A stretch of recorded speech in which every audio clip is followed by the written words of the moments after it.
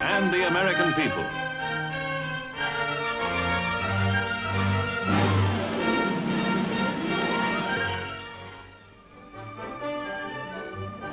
When you're in the Army, you get a chance to do a lot of traveling, see a lot of sights, and meet all kinds of interesting people.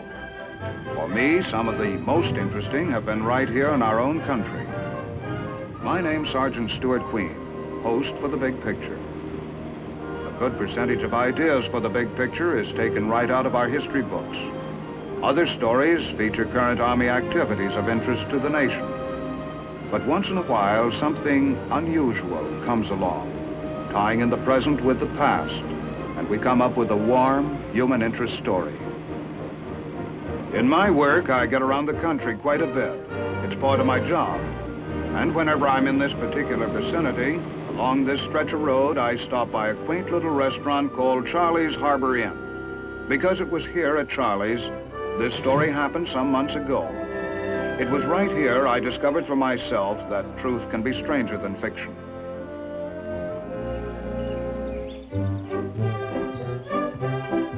It was the kind of incident you read about in a novel or see in a grade B movie. But if anyone told you it was a true story, well, nobody'd believe it in 1,000 years, and I wouldn't blame them. But this story really did happen, I know, because I was there when it did, and I saw it all.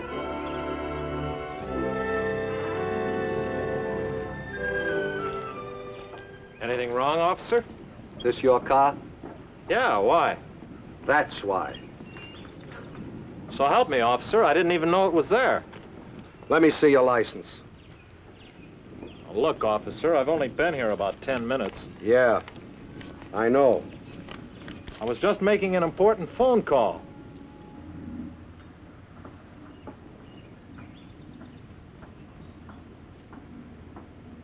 Don't I know you from somewhere?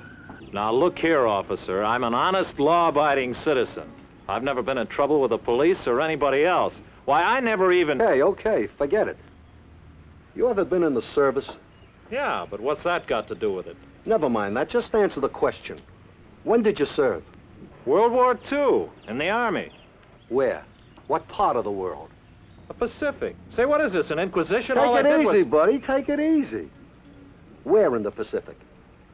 I started in Australia, then New Guinea, New Britain, the Admiralties, and let's see, the Philippines.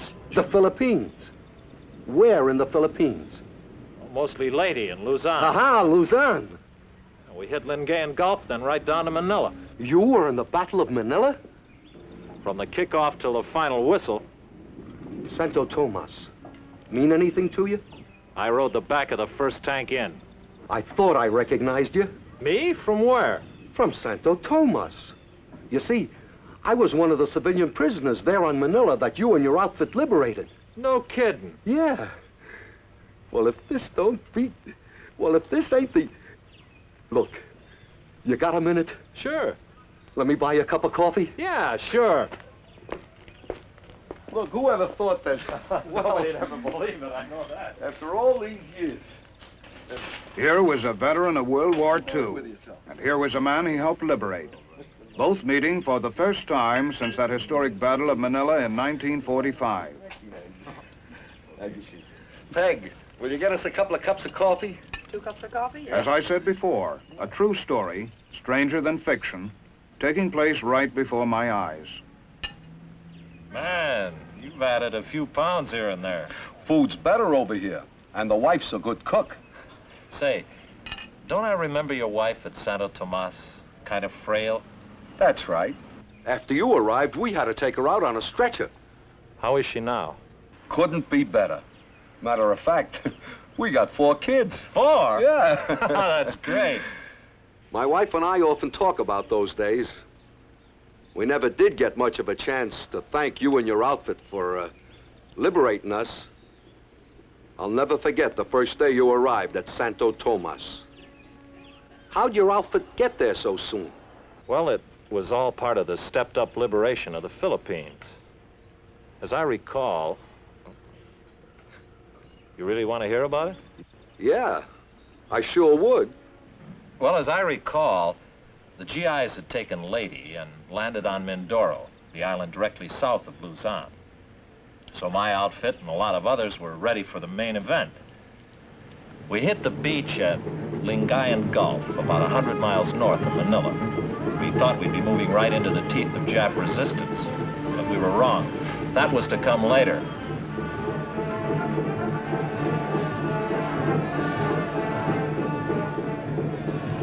We pushed on down the valley toward Manila, cleaning out little pockets of resistance where we found them.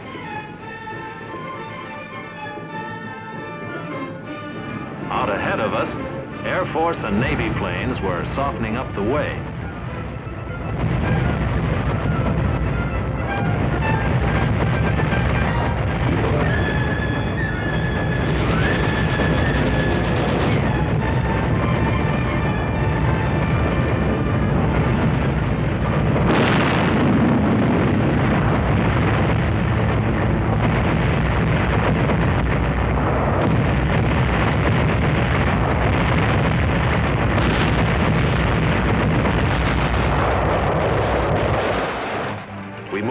Cautiously forward, wondering what had happened to the enemy. And for a while there, it looked like we were tourists having ourselves a real ball. Along the way, one of the GIs picked up an innocent-looking piece of paper, which turned out to be a Japanese field order. It stated, "All Filipinos found on the field of battle were subject to immediate execution." This applied to all Filipinos in Manila. Filipino guerrillas brought in reports that American and Allied prisoners were starving and being mistreated in the city. So we stepped up the pace in the outskirts of Manila and finally established contact with the enemy. But we soon lost it, and we realized that the Japs were withdrawing to the heart of the city. At Grace Park, where the monument stands, snipers took pot shots at us and slowed down our advance somewhat.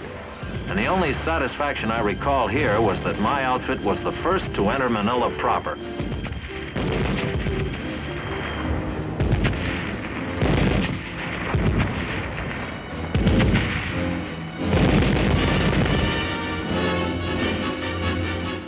A fierce battle suddenly developed in, of all places, Rizal Stadium, Manila's baseball park. The enemy had dug himself in under the stands, and we slugged it out with him with no cover.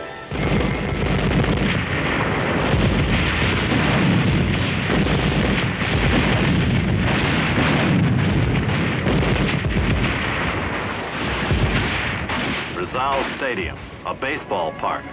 No game today.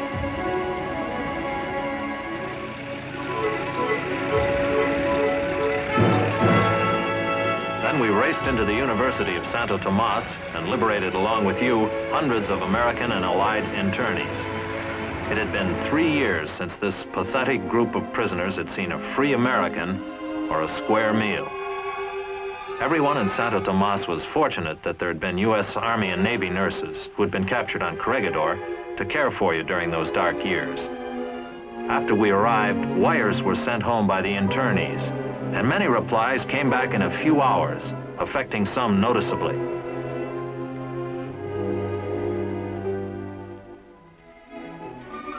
But for everyone, the liberation was a big celebration party.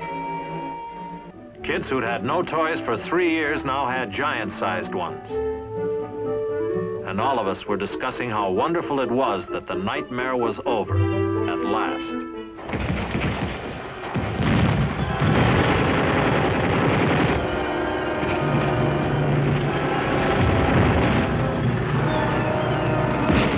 The nightmare wasn't all over.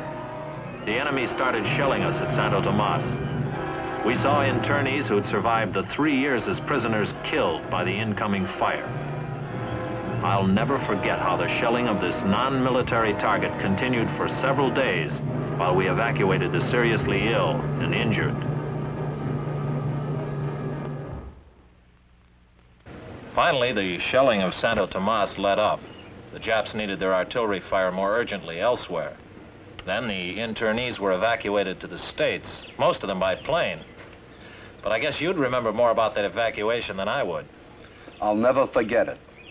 If you'd been a few more days rescuing us, I don't think my wife could have held out. But she made it okay, thanks to you and your buddies. That's the way the ball bounces. You never know when you can help the next guy. Yeah. I remember when I left Luzon, the battle in Manila seemed to be getting worse. Yeah, it sure was. What with the excitement of going back to the States after being a prisoner for 3 years, I never did get the dope straight on how the final stages of the battle went. It's all kind of fuzzy in my mind. All I know is we won, but it was quite a scrap, wasn't it? It was rough. Yeah, I know. How'd you make out after I left? Well, we got ourselves a good taste of street fighting. Being jungle GIs up till then, we found we had a lot to learn about fighting in city streets and big office buildings. But we learned fast. Combat is one thing for sure, a good teacher. How'd you come out? Oh, me personally, okay, but not so for some of the others. The deeper we got into Manila, the more fanatical the Jap resistance became. They couldn't escape, and they wouldn't surrender, so they fought till they died, most of them anyway. Our casualties were heavy. And the more we moved into the heart of the city, the more the enemy took advantage of the huge government buildings for defensive positions. Some of the buildings had to be ripped apart stone by stone before we could continue our advance. The enemy defensive plan soon became apparent. He was fighting delaying actions to allow his troops to cross the Pasig River, which cuts Manila east and west right through the middle. We pressed forward as fast as we could through fantastic tangles of broken buildings.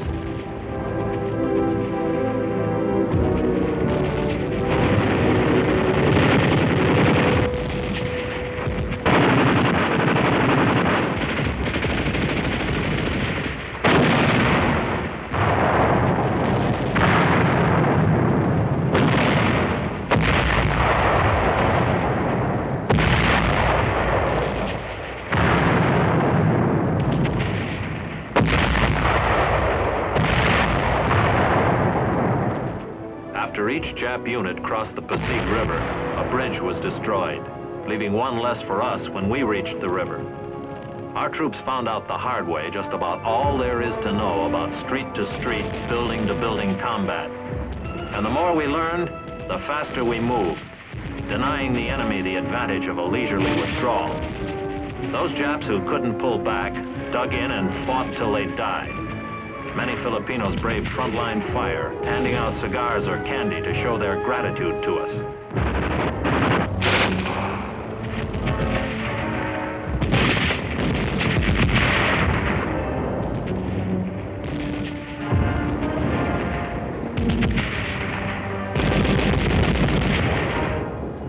The enemy had orders from the Imperial High Command: hold Manila or burn it. The torch was put to those parts of Manila the Japs could no longer hold.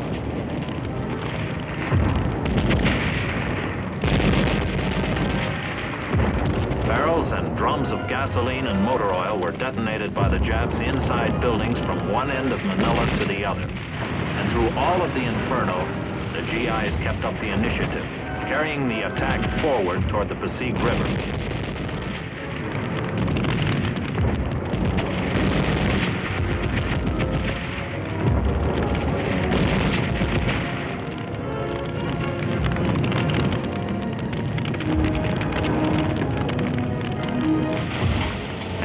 Firefighting equipment which had survived the street fighting was used, but it was hardly worth the effort.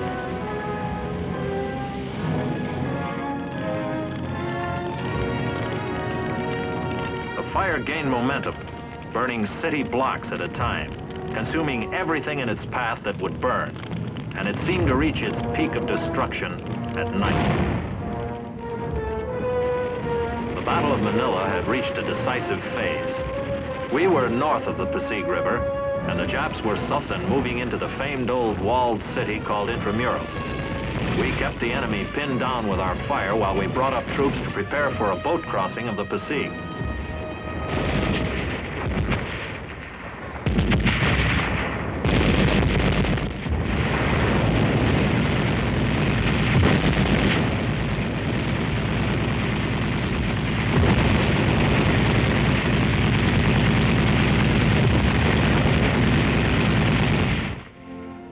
Several times we saw General MacArthur supervising the direction of battle. At one moment, he gazed out across Manila Harbor at an island of rock called Corregidor. No doubt he recalled how the Japanese had attacked the Philippines in December 1941.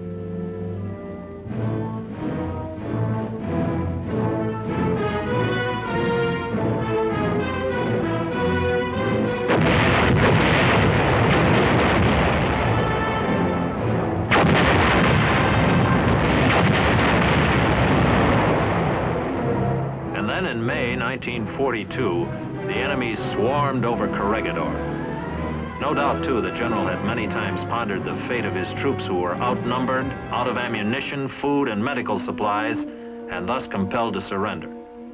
The tide of hope had reached its lowest ebb for Americans when General Jonathan Wainwright sat at the surrender table, and the American flag was lowered on Corregidor.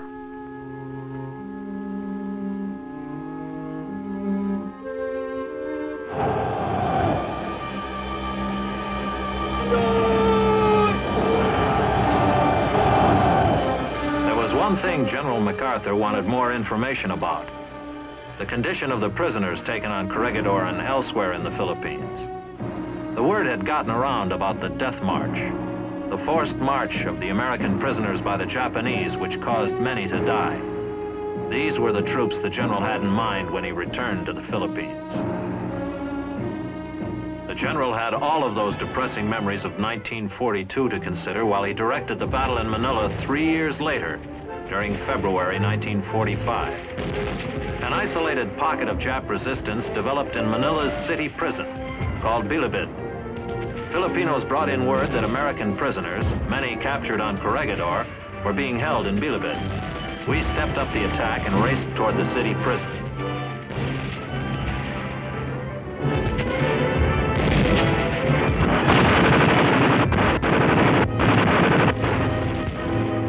Inside Bilibid, we wiped out the Japs and found the GI prisoners starved, abused, old beyond their years, but possessing an undaunted spirit. They lined up for chow with a 3-year appetite. These were young fighting men on Corregidor. Now they were no longer young, but they were alive. While the battle raged on, preparations were made for an aerial invasion of Corregidor. For Manila could not be secure without Corregidor in our hands. A parachute jump would be coordinated with an amphibious landing on the island fortress. Air Force and Navy pounded the rock while the troop carriers flew in the parachutists.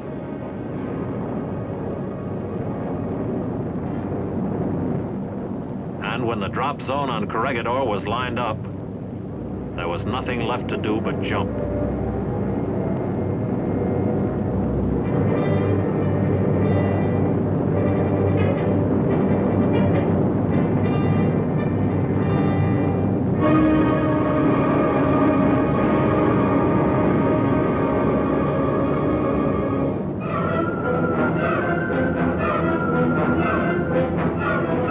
Supplies were dropped right where they were needed.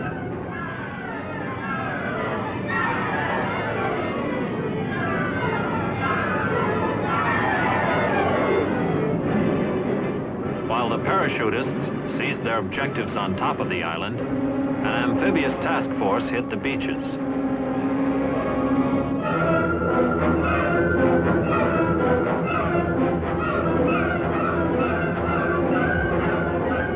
Another airdrop of supplies, for at first, everything was delivered by parachute.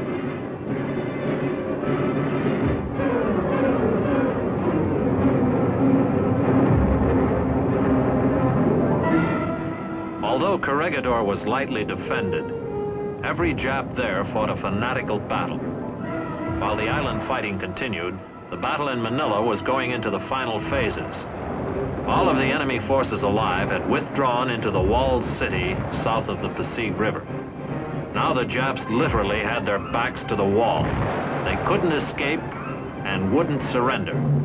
So we got set for the final round. The plan, roughly, was to concentrate our artillery, mortar, and small arms fire on the enemy while we crossed the Passy. Wire communications were strung to assure the closest coordination of overhead fire.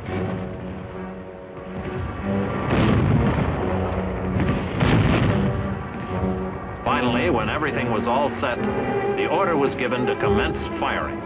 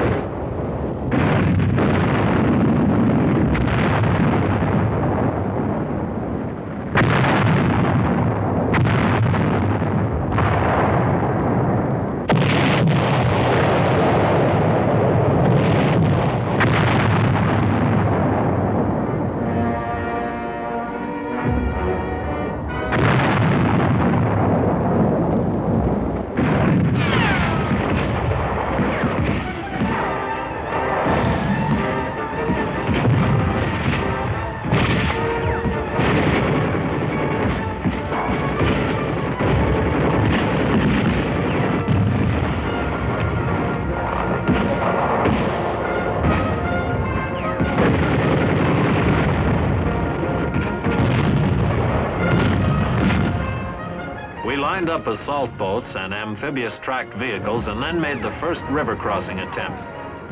We had no way of knowing how successful our concentration of fire had been on the enemy in the walled city. But we found that they apparently were effective, since the only incoming fire on us was small arms.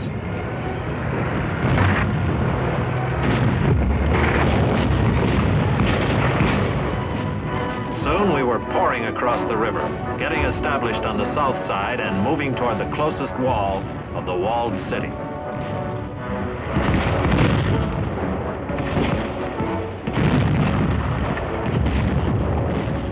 All of us knew by now that the toughest barrier of Manila was directly ahead, the 14-foot thick wall of Intramuros. While we approached our objective, our artillery and tracked vehicles gave us direct fire support.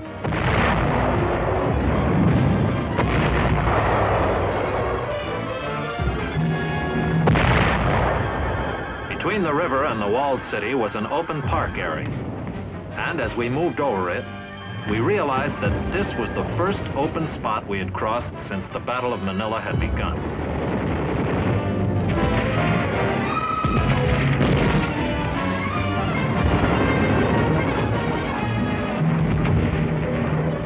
The closer we got to the walled city, the more we saw of the effectiveness of our artillery and mortar fire in softening up the enemy positions. Filipinos willingly pointed out prepared defensive positions of the enemy.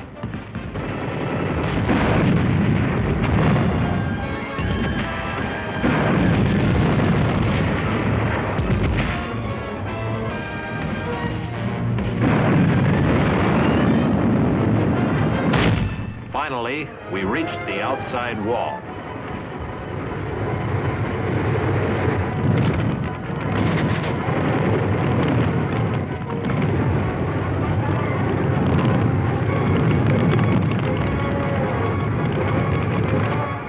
It took a great deal of probing to find the proper place to make the assault. For breaching this fortress was no easy matter, regardless of how much artillery we had poured into it. But we finally cracked it.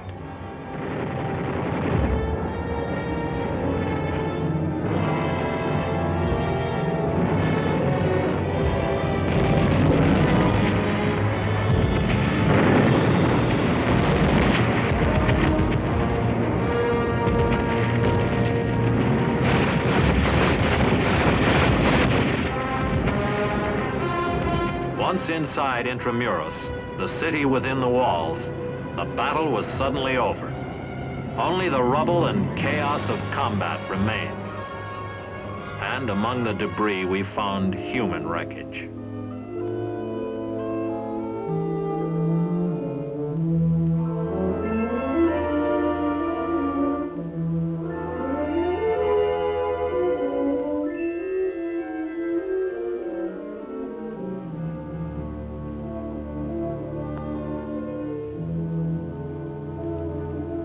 many of the Filipinos who had lived in Intramuros were dead. Those who somehow miraculously survived started a great mass exodus across the river to go anywhere. Anywhere away from the horrors of the walled city.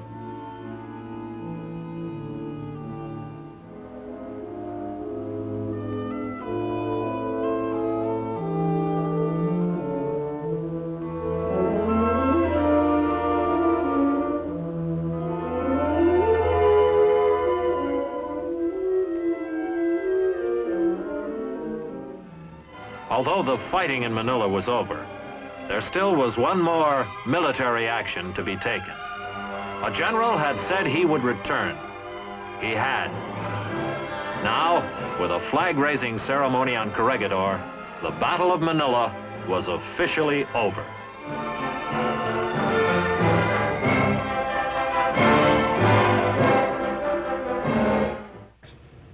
And that's how the Battle of Manila went. It was a rough one, gruesome at times. And I thank my lucky stars I got out of it okay. Some of my best friends didn't. Maybe you'll understand how indebted I feel towards them. Yeah, I guess so. Look, you gotta come out to the house and see the wife. I can't tell you how happy she'll be to meet you again. Why don't you come out some night for dinner? Soon. Whatever you say. Good.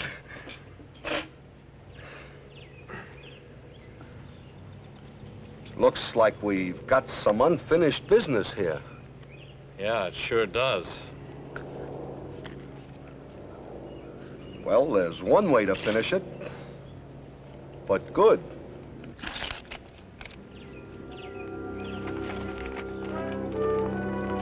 That's just the way it happened, and a good finish it was for a true story. In an important sense, the incident has meaning for all of us, for it brings into sharp focus the great sacrifices and courage which typify our armed forces. It is this type of unsung action that gives depth and meaning and purpose to military history and to a country's heritage. Oh yes, one more thing I'm sure about. It'll be a long time before I can forget Charlie's Place. It will always remind me of a certain careless motorist and a good-natured, forgiving cop.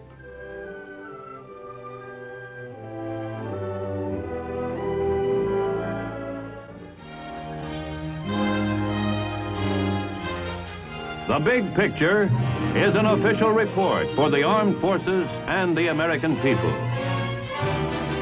Produced by the Army Pictorial Center.